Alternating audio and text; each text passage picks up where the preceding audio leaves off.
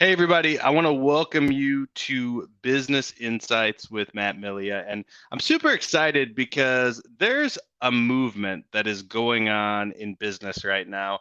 And as you can see through my shirt here, which I almost left out of the Move 30, the Move 30 is a movement that will move you in ways that you wouldn't believe. And it's actually a revolutionary movement that if you just follow the directions, you can be wildly successful and make a lot of money. So, with all that being said, I'm going to go ahead here and I'm going to cue my intro. Welcome to Business Insights with Matt Milia. I'm your host, Matt Milia, and in this podcast, we'll talk about the real, raw, uncut business success secrets you won't find anywhere else. Follow my journey from entry level to CEO. We discuss real actionable items you can plug into your business right away. To subscribe to our weekly top tips, you can go to www.mattpodcast.com and join our community of elite high-level performers. And if you're interested in our inside sales company, you can go to www.appointmentstoday.com to jump on a free strategy call. And now, stay tuned for our podcast.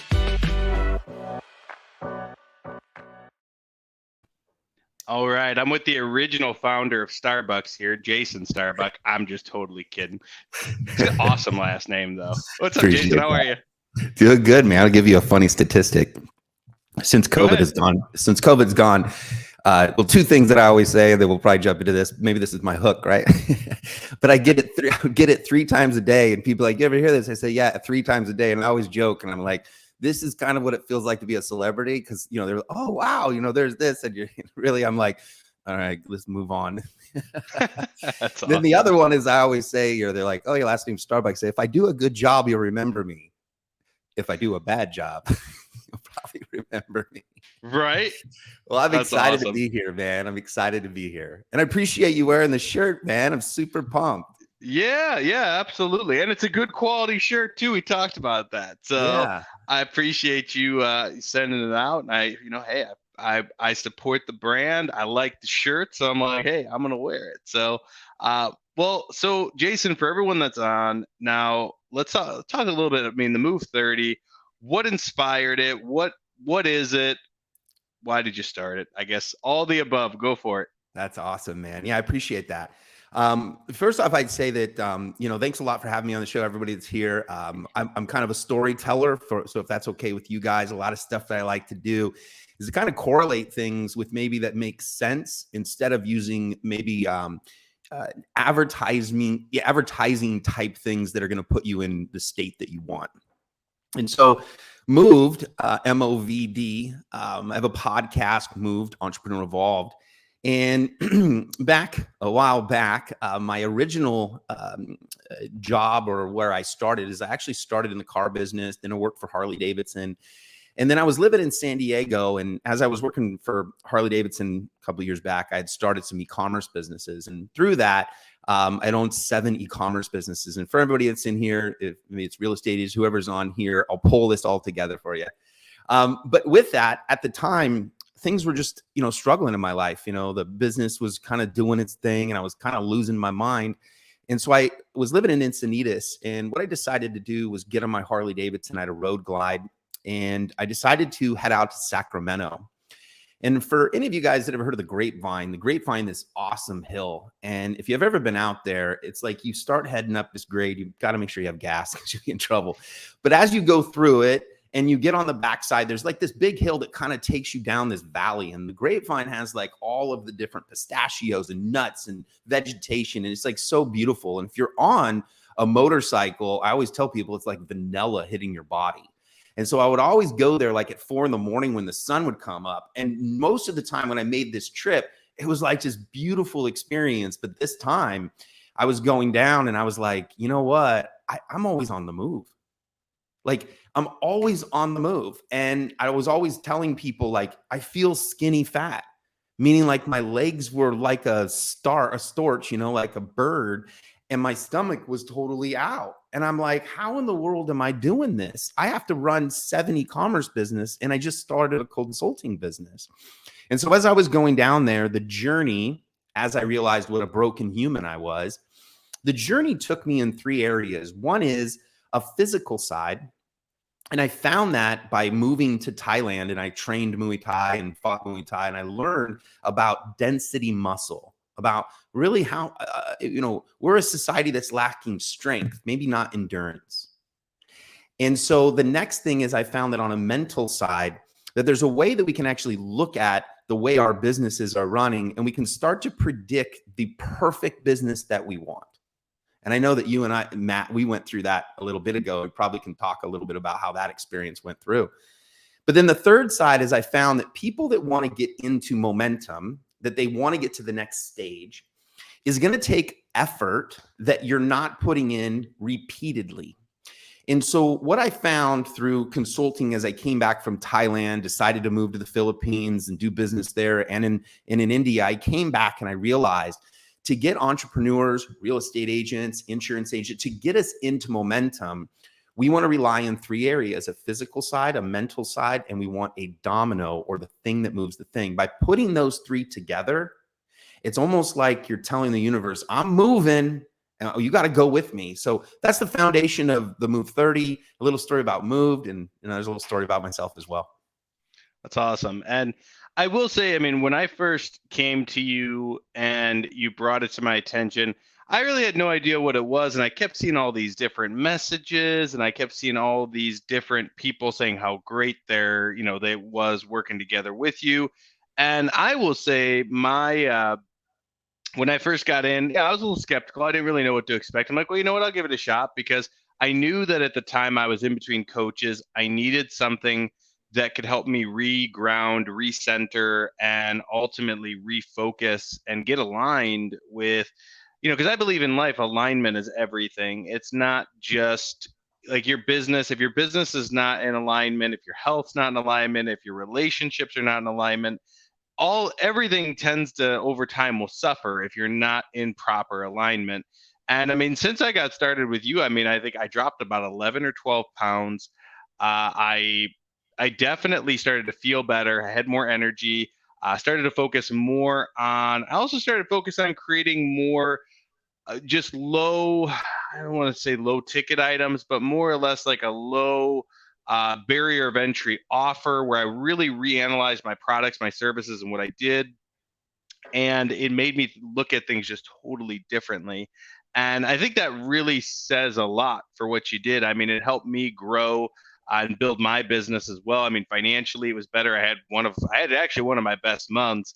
It wasn't the first month you and I worked together. It was the month after that, because Move 30. And it's funny because,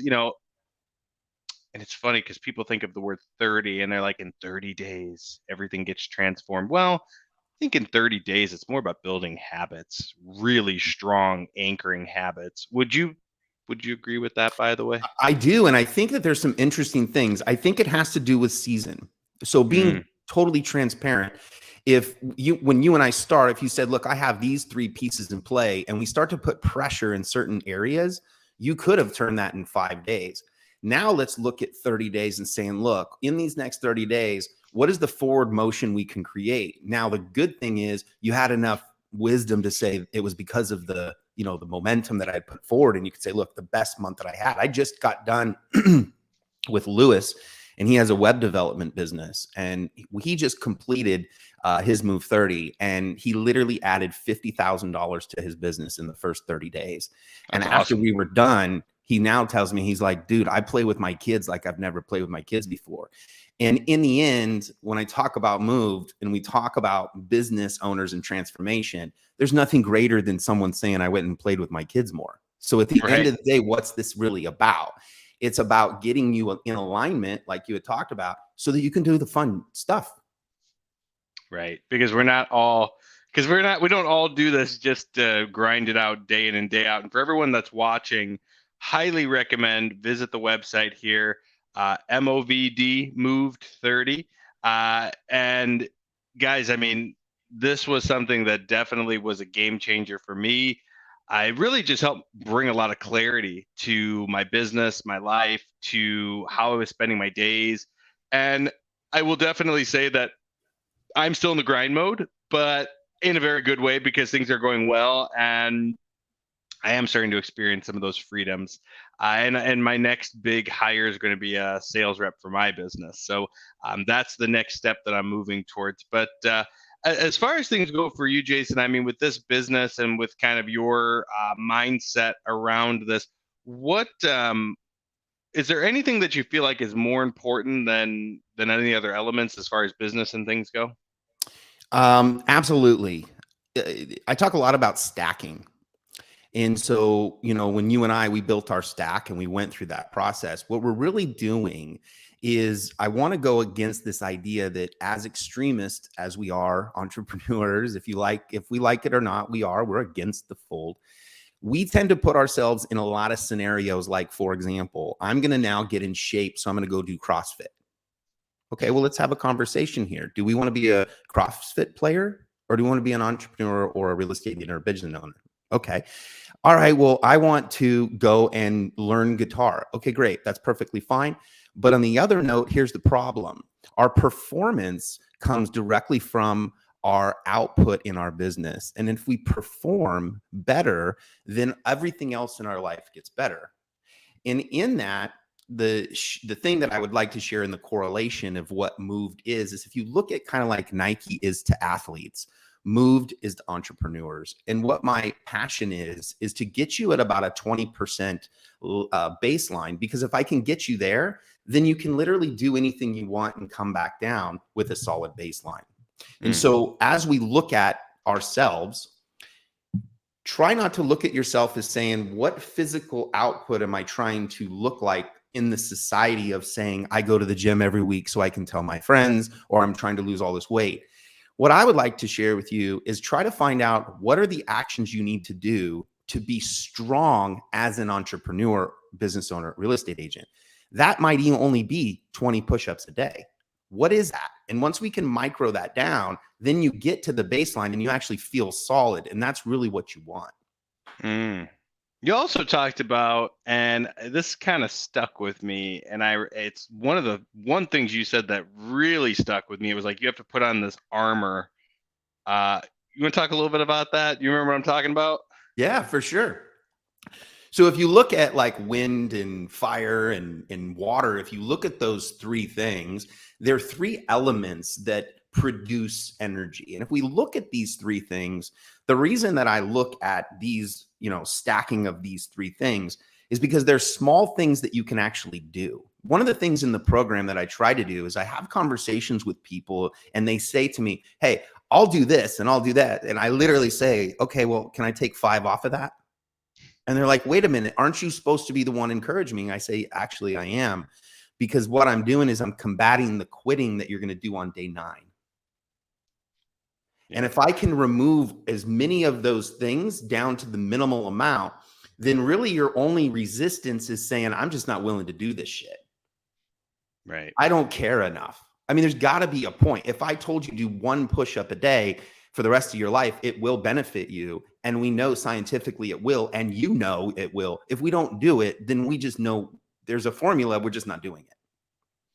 Yeah, and it's funny because I've had this conversation with so many people where, for example, a lot of the things that I train people on is, and I don't have a training for it or anything like that, but it's, with clients, I always tell them, one of the most important things is getting on camera, doing some video, doing neighborhood or market updates. And it can be a market update for insurance, for real estate, for mortgage. But I mean, hell, you can do market updates for just about anything. I mean, you could even do a market update, Jason, where you're saying, hey, here's the update on today's entrepreneurs. They're, they're lazy. They're, they don't want to do any work. And I mean, not to say that there are some amazing entrepreneurs. I'm just being funny. But, obviously there are a lot of entrepreneurs that deplete other elements and other aspects of their life, and they put all their effort into this one basket. And then when that one basket doesn't perform at the level they wanted at, everything else just comes completely crashing down. Or if that other area of life that they're just not completely neglecting, then of course it takes away from everything.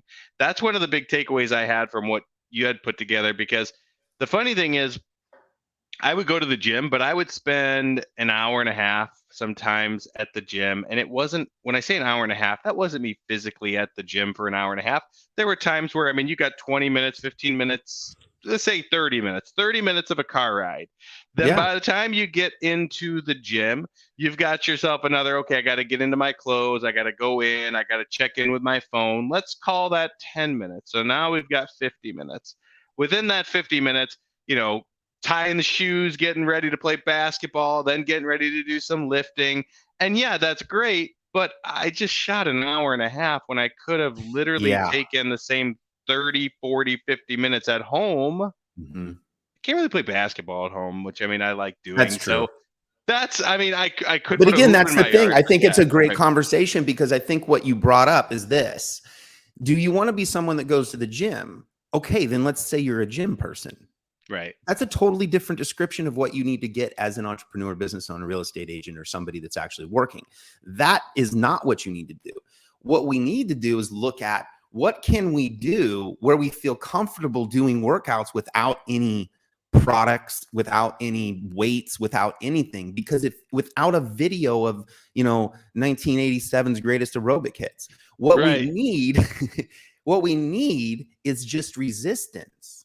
Because once you get resistance, this is something that happens to your body. And for anybody that's, let's say, 28 to 45, there's this little thing that says has been. I don't want to be a has been. I don't want to be. Right.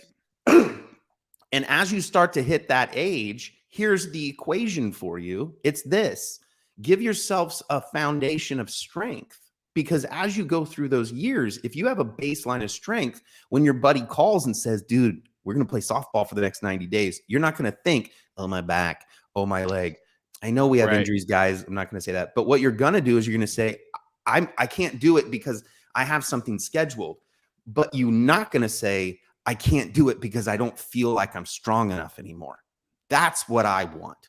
Because the idea of balance, I don't want that anymore. I want people that work hard and play hard because that's where the stories Right. come from your families. It's true. It's very true. And I think too, I think it comes down to giving a shit about the wrong shits. I mean, Ooh, that's I really like what that. I think that's what it boils down to, because when you start to look at and say, well, okay, going to the gym, I mean, the one thing I would say about going to the gym, it's nice because it breaks up the day. I get out of the house a little bit. That's fine. But do I really have an hour and a half? Do I really have that extra? I mean, let's boil it down to an extra 40 to 50 minutes of me just going out when I could be focused on making a sale in that time. I could be focused on, and I actually enjoy, getting out, going for walks. Like I have an entire routine and a rhythm of what I have and what I do for But each and just it'd every be like, single day. and another thing is that if you want to get off, like if you want to get out, why does the Right. option have to be the gym? Right. How That's much other right. cool shit could you do if you had a base Right. and that, you're going to the gym to do something? But what if we just get a baseline? That hour and a half could be playing softball with your buddies. It's true. It's true. And a lot of times too, I think a lot of us kind of pigeonhole ourselves, or we get to a point where we have the same old routine where we're going to do our curls, then we're going to do our Mhm. overhead press. And obviously, again, it's not about, like, for what you were doing, training Muay Thai. I mean, can't imagine that you weren't always doing the same thing over and over. You were training Muay Thai, but there's different moves, different elements that Yeah, you learn. Is that correct? it is true. Absolutely. But the goal was to Muay Thai fight. Right. So Right. as we look at ourselves, what's the goal? We want to be entrepreneurial strong. That is Right. not a Muay Thai fight. And so if I look at these, here's the way that I think has done well in explaining it is if you look at sports as our ability to perform at the highest level, you win awards and all those things. To be able to do that, let's take basketball, for example, or baseball. We have a preseason, which you kind of Hmm. warm up. Right. Then you have the season, which you play. And then you have what? The season's over. Hopefully we won. If you did, pop the champagne, end up in the club, baby. Let's make this happen. Right? Right. Then you'll probably say, I'm drunk for 3 weeks, whatever your process is. Right. Right. And you're going to tell stories about that. And then you're going to get back into kind of training. And then you're going to come to your season and do it again. I've trained fighters and done a lot with fighting a lot of my life. And if you look at UFC fighters and boxers, they'll run a 6-week camp. That 6-week camp will be 5 weeks of whoop your ass, destroy you. And the last week, you really don't do anything. You let your body recover. The training that you've done is already here. So you're not going to be a better fighter within 4 days before the fight. That's just not happening. It's all done here. What do? You get in the ring, you fight. That could last 5 seconds or 25 minutes. And what happens? It's all over. You're back outside with the champagne and you got the pop in the thing and you're back in the club and you're having fun. What's the difference between that and a business owner and an entrepreneur? The difference is you don't have seasons. Makes sense. And so what we need to do is look at ourselves as, how do I allow myself to have a baseline throughout the whole year? Because my performance has to be solid throughout the year. Now, let's say, for example, I'm going to use like anything in high sales, or maybe say like, let's say back to ticket school. Closer. Okay. Well, I would say like back to school, because you have something that's a season. Yeah. So let's say, for example, if it's back to school in that season, and that's when you do all your work. Well, maybe what you do is you take 2 months. I have a thing called the Move Blitz, which I haven't even shared with you. And you take those time and you push hard for 60 days. Then you come back to a process that's not that difficult. Mm-hmm. And as you do that, you allow yourself to do a lot of fun stuff because you already had the muscle designed. Makes sense. That's awesome. I think one of the things that you went through, maybe you can share your experience about the opening the door technique. I think that would be, and then maybe it gives them some value on, I can share with them exactly how it works, and maybe they can do it themselves too. Yeah. So when you say open the door, you mean talking about the oh yeah. Okay. So the mental process. Yeah. Yeah. So, well, one of the things that we talked about, and this to me, it was funny because when I thought about it, I go, wow, you made it very elegantly simple, but it was something that I never thought about. And so for us, for our company, shameless plug, we have an inside sales company. We call for real estate agents, loan officers, and insurance agents, and we work in just about almost every space. If you have leads, we essentially can work your leads. But one of the things that we had talked about in the training was, well, creating something that's going to be a value for everybody, creating something that's going to be a valuable offer, something valuable for your industry, getting people on the phone and then having a conversation about what it is that you're offering that's of value. And then, of course, and then, of course, having some sort of an upsell to a product or service or whatever you offer. So I'll give a very specific example. So for us, we have an inside sales company. I mean, we, charge starting off on average of about $1,500 a month, and it can go all the way up to, we've got clients that pay upwards of $10,000 a month. And then we also have our referrals for our listing leads. So we get leads that come in. We have a nationwide campaign that we do. We run the marketing for. The leads come in, pay-per-click leads. Our team calls them, and then we say, okay, an expert will reach out to you. So what I did is I started to take that phone call of the expert reaching out, and I said, well, this is my opportunity to call up real estate agents and say, hey, I've got a referral for you. Here's how much you're going to pay for the referral, but you only pay when the deal closes. Are you interested? I think I've had one person that told me they were going to pass since we've done it. But while I'm in those conversations, I say, yeah, so my inside sales rep talked to him. By the way, I have an inside sales company. I also do lead generation. Do you have somebody that calls leads for you? How do you lead generate now? Now, all of a sudden, we're having this conversation and solving a real live problem in their business. And it's funny because I've had 3 or 4 people like, yeah, please send me a proposal. I'm very interested. We're actually just so happening to look for an inside salesperson, but we're having trouble finding someone in-house. So we'd be open to doing it virtually. The funny thing is that I run ads all the time. I have people in my network or in my sphere of influence. And don't get me wrong, those are all great, great people. But having this offer actually has opened up the door for me talking to other people that I would normally wouldn't have the opportunity to talk to. And that was one of the big things that you trained on. And please go ahead and add on to that, because I know there's probably things I missed. No, that was awesome, man. And it's really cool just being on your show is like a lot of fun. Not humbly, because you get to hear the story, right? You get to hear what you went through and all those things. So it's super fun for me as well to hear like the journey. One of the things that I found was that if we're trying to get into momentum, so the Move 30 really is about getting into momentum. A lot of us get stuck in scenarios. So what we're trying to do is put momentum in a specific way. Well, if you're in a scenario, you could be a real estate agent, you could be whatever, you can use this formula. What we'll do in the Move 30 is, for anybody that works with me, goes there and we sit down, depending on where you're at, we might need a different formula because that could be your push or the domino. But in this scenario, what we're talking about is if you find yourself maybe selling a few properties, maybe a couple, a month, or maybe you sell one every 3 months or whatever that is, something happens to you in our mind where it says, I'm maybe not good enough because the sales cycle is longer. So what we do to combat that is it's very important to get people to talk about you. It's very important for your audience to see people say they had an experience with you. It's very important for you to have people talking about you on testimonials, because when those days are slow, you have these, like, I don't know how to explain it, but like there's these wings behind you. When people are actually saying things about you, you're like, I have all these people with me. I have a warrior of people telling me how great we are in our movement. And so one way to do this is, in most cases, when you start to go out there, it's very natural to try and go kill.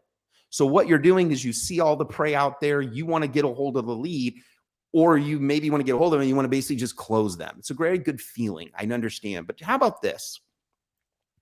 How about we look at assets differently? The sale is an asset.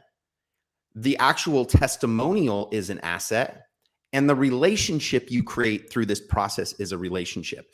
Once we can establish all three of those, then this process makes sense. Without establishing those, that all three are valuable, then as you go through the process, you might actually say it's not worth it. So let's establish the actual, if we call it a funnel. You can use this in any scenario. What you're doing is you're contacting people and you're letting them know that you're releasing your whatever program that is. You say it's some kind of program. And what you want to do is say it's your 2.0. Now, this is a play on words, but you've learned some stuff. So let's call that your 1.0. The reason you say this is 2.0 is because people will assume that you've worked with people before. The 2.0 is like, hey, I'm refining the process. What you want to do is you want to offer something in transition that is free. And you say, I can give you all of the answers to whatever you need in a 30 or 20-minute presentation. When you get on that presentation, maybe you're in real estate, maybe you're in insurance, whatever that is, it might be the entire process to properly go through the transaction so you don't, miss out on $10,000 in fees that you normally would have, whatever that hook may be. Mm-hmm. In that, when you get on the call, you let them know, hey, I have 5 spots available. If you go through my program, I would like to give it to you totally for free in exchange for a testimonial. Anybody that's looking for that information is going to say, I'm in.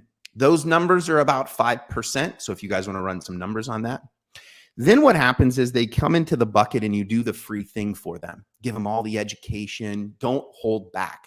And then in what you do is say, great, how was your experience? And they're going to say, oh, it was really cool. Do you mind giving me a testimonial? Now, this is key. Do you mind giving me a testimonial? Say the company name and my name. Gosh, you guys miss this sometimes. It's so hard when you see testimonials, they don't say your name.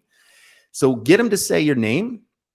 Give the experience that they had. It was awesome. I learned this. Oh, this person's amazing.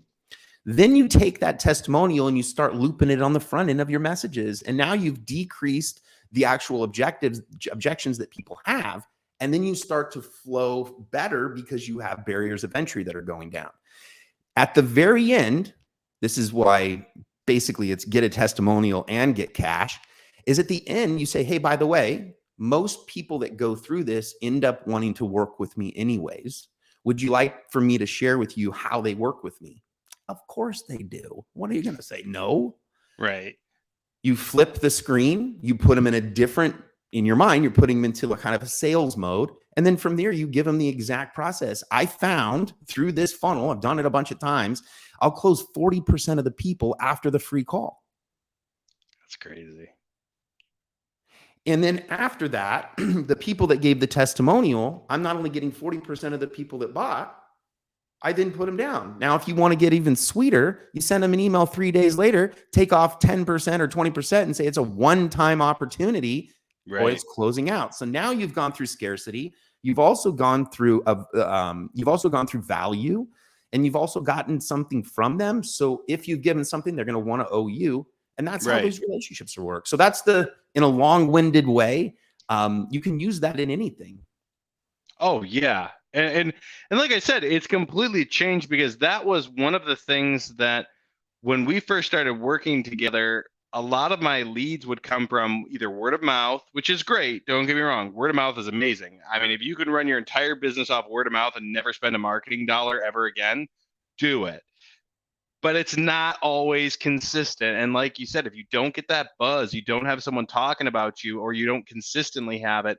And one of the biggest things people look for is third party proof. I mean, I'll be as transparent as I can be. Yes, we've had clients that absolutely love us, and then we have clients that don't love us, and Mhm. it kills me. And I'm like, oh man, what could I have done differently? Because as an entrepreneur, you want that, but sometimes I've learned as an entrepreneur, you can't please everybody. But what you can do is you can stack all those people that love you and Mhm. think you're amazing and want to work with you, and they're going to give you those testimonials. And that is going to outweigh a couple of the bad ones because let's face it, all of us, if we're offering services, there's always going to be one person that's like, oh, this service is not good, whatever the case may be. It's just how it's human nature. Because there are people that look for the bad. One more Go ahead. thing Yeah.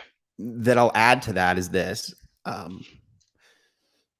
energy attracts energy, and if you start to serve a specific community, you start to actually act as the servant of that community. And when you start acting as the servant of that community, then Mhm. people will recognize you as the leader of that community. So here's where I'm going to try and pull this together as clean as possible. If you don't have any momentum and you start to run a campaign like this, saying that I'll do this for free for an hour, you're in the game. Right. So when you actually get on the phone with the person, if your intention's just to help them, then what you're doing is you're helping people. And the more you're helping people, then more people recognize that you're a person that helps people, and your name gets around that solves problems. And then you create that energy ball. Now there's things that you can do once you create that. Then from there, you can maybe go run ads or whatever you may do. But Right. when you do that, a lot of times, anybody that's been in sales or in business, the lull, the actual dip, or I say, I'm in a rut, man, it's the worst feeling in the world. It is. So the best way to combat I'm in a rut is go give a bunch of shit away Right. to people that need it, and they're literally going to look at you as the person that's actually the doctor. And then what they're going to do is go, oh, I got to call back Matt. I love that. And now you have a loop of good energy. You have a loop of helping people. You have a loop of people talking about you, and you have a chance to close the deal. I love that. And for everyone that's watching, again, put that I wanted to put that address up there, and we'll Appreciate also that. have that in the comments. Oh, absolutely. I mean, well, because here's the thing, what you do is so it's funny because and I say this with the best intent. It's so basic that it's crazy that other people are not doing it. It's not rocket science, but it's something that, and this is what I think is so great about what you do, because it's basic, because it's something that anyone and everyone can do in any business. It's going to do one major thing. It's going to help move the bottom line. Mm-hmm. And what you focus on, I've always believed this, what you focus on expands. What you focus on, you find. If you put negative energy out there, you're right, you are going to get negative energy. That's why going back to those, having amazing testimonials, getting great reviews, giving people value, and then that exchange of value also, it also makes the law of reciprocity Yes. become an absolute must, because Mm-hmm. now all of a sudden I've given you something of massive value. And they're like, oh, we gave you a testimonial. Yes, but the value that you give, if you continue to give more and more value, over time, it's always going to be at that place where they're going to feel obligated to give back. And not that that's your ultimate objective. Your objective is to give value. And of course, they're going to ask what it is that you do, or they're going to say, hey, how do I get, more involved with this, whatever the case may be. And your segue is perfect. I love that segue of, hey, I'll tell you a little bit more about what I do. If you'd like to find out a little more about that, would you like to know a little bit more about how I can, help you And the expand? transition I Yeah. always say Hmm. is that the majority of people usually end up wanting to work with me. I love that. And it's true if you're good at what you do. I mean, why would that not be true? And Oh, yeah. why would you not want to sell them something? I mean, you have your opportunity. Okay, I'll do this. This is interesting. So I sold cars 19 years old, and I'll never forget. Um, this is a story of taking the opportunity when you have it, and don't be nervous to ask for the sale. I was in the car business. I worked with this couple, and they were so nice. And I remember being in there in the queue or whatever we were working, going through the whole negotiation. They're like, Jason, we really liked you. We're going to come back and buy the car from you. And I'm like, oh, okay, whatever. And so with that bus, right? Well, one day I'm sitting out there on the lot. I don't know when I'm 19 years old or whatever. And here comes the couple. They come in and they got hands hold and they're walking in. And I'm kind of like, something ain't right. And they walked up to me and they literally said to me, Jason, we just wanted to let you know that we bought the car down the street. And it was I said, really? I was like, what happened? And they said, well, they had the deal and they had this and that. And I was kind of perplexed. I was like, gosh, you're telling me how much you like me and you didn't buy it off me, right? I mean, that's a hard thing to, it's the girlfriend saying it's not you, it's me. Right. And so when I looked at that, though, at a young age, I realized quickly, like, no matter the way I have to present something, I sometimes only got one shot to grab it. And the part that I really came about that is I would have rather had them buying it from me. And the real truth is they probably wanted to buy it from me, but I didn't make the offer good enough for them to pull the trigger to come to me. And I didn't press a little bit before they left. I said, no problem. Enjoy your life. Get a ice cream and bring one for me. And they went, that didn't happen. And so in these formulas that I'm sharing with you, when you share the offer, give yourself a shot. Right. Give yourself a shot. And I mean, it's a great story, but it's also a great life lesson because so many of us don't chase after it. And if we do chase after it, we just, oh, we'll let it go. And that's one of probably the worst recipes for disaster. So I'm really glad you shared that. Again, for everybody watching, you definitely want to go to Jason's site. Jason, before we wrap everything up, I wanted to ask you, what are a couple of things, if there's one major thing you wanted to share, or anything that we didn't touch on, by all means, the floor is yours. I think I'd just like to say that anybody on here, you are not as far away from feeling the way that you want. You are not a task away from the way that you feel or anything like that. You're a set of repeated processes that will level you up. And so when you look at what you're doing through your business life and everything like that, you are just an example or the output of these processes that you do every single day. So like I comb my hair every day. So that's probably what the way I look. I haven't shaved my beard in years. So this is the way I look. We do those things. So if that's true, that's okay. If that's true, we both believe that. Then if we add on repeated processes, then we're going to change the trajectory of who we are. And the thing that I would share with you is make them the minimal viable that you can so that you have no reason to cheat, because getting through it is what's really going to get you the value and everything that you need. So if you're looking to get entrepreneur armor, or if you are, looking for yourself to kind of step into the next level, you can go to move30.com and be more than happy to chat with you and see if I can help you out. Awesome.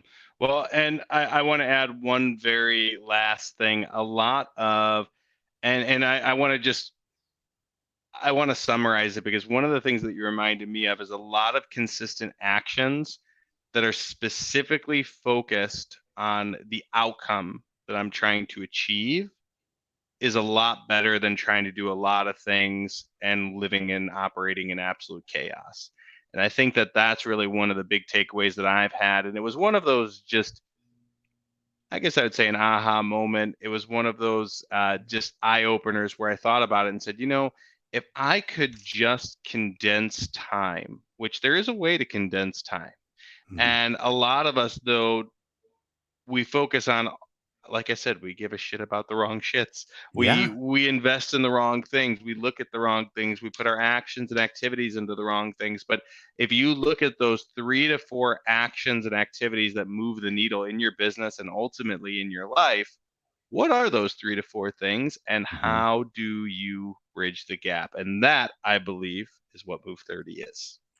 And the biggest thing I'll tell you also is it's not a workout program. This is something that I want people to understand. This is not a workout program. I don't need you to run 5 miles. I want you to feel strong and confident. That's what I want. That's what I And want. when you feel strong and when you feel confident, you enter a room with swagger. You enter a room with Dude, more, swagger up yeah, the yeah. yeah, and that's important because confidence confidence shows that you are in alignment and beliefs with what it is that you're doing and what it is that you're offering. And if you don't have that, people pick up on it. You can sell, I'll never forget this, and I mean, and I'll end with this. But I remember when I was in mortgages and I first got started, I didn't understand how 90+% of the mortgages worked. I had no idea, but I was selling them and I was doing amazing because I was just very confident in what I was offering. I'm like, this is how much money I'm going to save you every month. What can you do with that money that you haven't been able to do before? And of course, they think about like, well, I could do this, this, this. Yeah, exactly. So let's go ahead and get the refinance started here, get the Mhm. ball rolling. Of course, that was when rates were most of the rates were like, I don't know, 9-10%, and I was bringing people down to 7.99 and Yeah, 6.99. They're like, woohoo, I'll you take it. know, yeah, like, all right, yeah. I mean, it's just crazy to think now. I mean, of course, we're still very low rates, but my point is that, yeah, I didn't know the ins and outs of it, but I was confident in it. And Mhm. that confidence made them make the movement. So you're absolutely right. Move 30. Yeah, that the Appreciate that. workout part's a small part of it, but Mhm. yes. I But appreciate Jason, it. absolutely. And I appreciate you jumping on. It was awesome having you. And for everybody watching, we'll see you guys all same time, same channel next week. And guys, let's go, let's grow. Thanks, Jason. See ya.